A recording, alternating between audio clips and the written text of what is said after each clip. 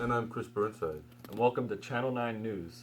Today's main stories are the overcrowding of schools, why cafeterias are gross, and injuries related to turf. We will start with the main story of the day of overcrowding in schools and how it affects your children.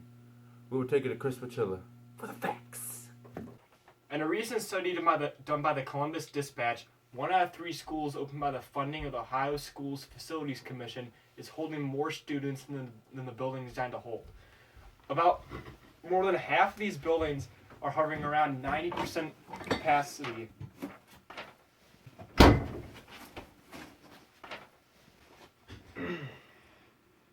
This being overcrowded doesn't allow for flexibility with students and programs. Of 52 schools opened within the past year, 18 are considered overcrowded or exceeding capacity. 25 of the schools are overcrowded, sitting at 85 capacity. Overcrowded schools can hinder education and also cost millions of dollars.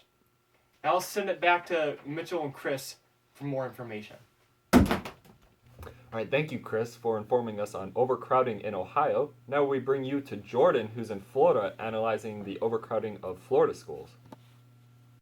Classroom overcrowding isn't just an issue in Ohio. At schools such as PS 107 in Brooklyn, New York, 555 students were in a building only meant to hold 352. And right here in Florida, where a bill was passed in 2002 that would limit high school class sizes to 25 students, crowding is still an issue because that only pertains to core classes. And also, if your high school is a quote-unquote school of choice, of which there are over 2,000 in Florida, schools can calculate class sizes based on the average number, allowing some classes to have over 40 students. And schools are faced with a difficult challenge because at schools such as Miami-Dade Public School, over 2,000 students moved into the district between 2011 and 2012. And also, schools would like to give students their choice of classes so that they're interested in what they're learning. Back to you guys in Ohio. All right, thank you, Jordan. It looks nice and warm there.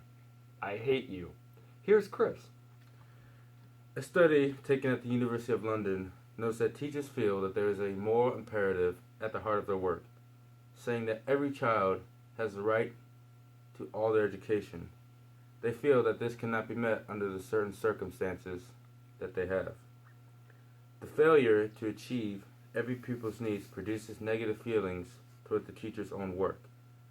The size of the class contributes to this.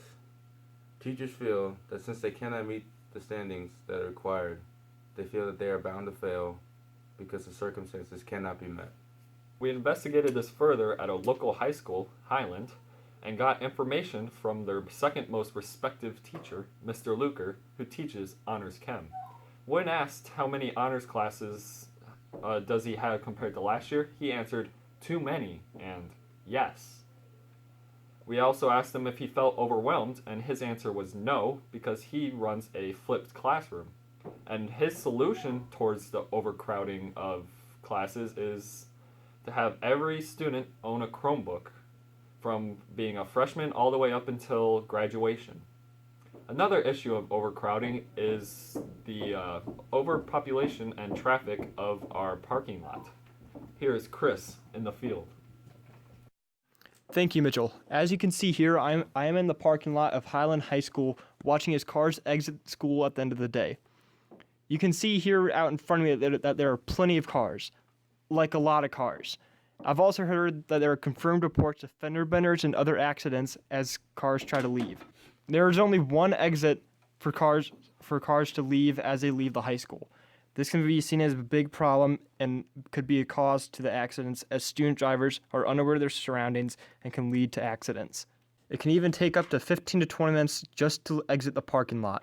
Now I'll be sending it back to Mitchell and Chris for possible solutions to the problem of overcrowding. All right, thank you, Chris. The parking lots are in fact very crowded. All right, Chris, can you think of any possible solutions? Well, yes, I can think of a couple. One, we can increase the number of classrooms in the building.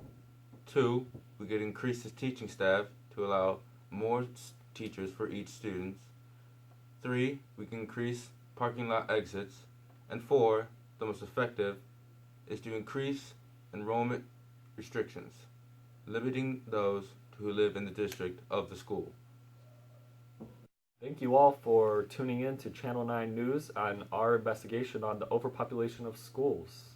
Tune in next week as we talk about the health effects of vaping. Thank you, and we'll see you again.